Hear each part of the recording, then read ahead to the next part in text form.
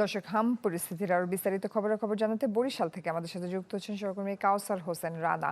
আর রানা, শিশুদের পাশাপাশি বয়স্করাও এখন আক্রান্ত হচ্ছেন, তো বরিশালে সেই সংখ্যাটা কেমন কেমন রোগীরা আসছেন, সব মিলিয়ে জানাবেন বিস্তারিত।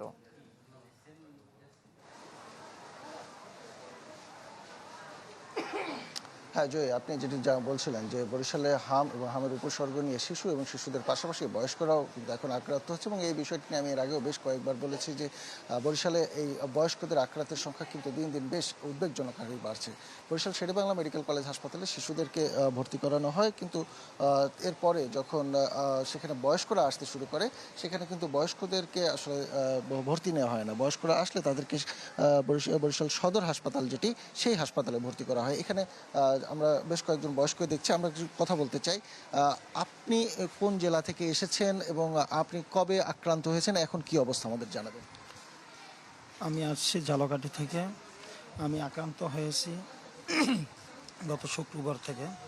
তো এখন আলহামদুলিল্লাহ আগে এখানে চিকিৎসা নেওয়ার পর আমি আলহামদুলিল্লাহ অনেকটা সুস্থ আছি, ভালোর দিকে। আজকে আমার এখান থেকে ছাড়পত্র দিয়েছে, তো আমি আলহামদুলিল্লাহ ভালো আছি। এখন আগের তুলনায় অনেক ভালো আছি। আমরা তো দেখছি আপনার চামড়া এখনো চামড়া এটা বলছে আমাকে, তারা বাড়িতে 10 থেকে 15 দিন রেস্টে থাকতে হবে। রেস্টে থাকলে এগুলো আস্তে আস্তে মুছে যাবে। কিন্তু আমাদের জ্বর, সর্দি, কাশি এগুলো আলহামদুলিল্লাহ সুস্থ হয়েছে।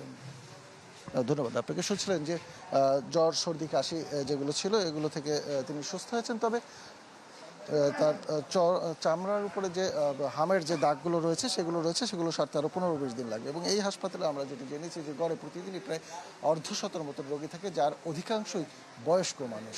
এই ছিল বরিশালের পরিস্থিতি। জয়ী। কাউসার হোসেন রানা, ধন্যবাদ আপনাকে।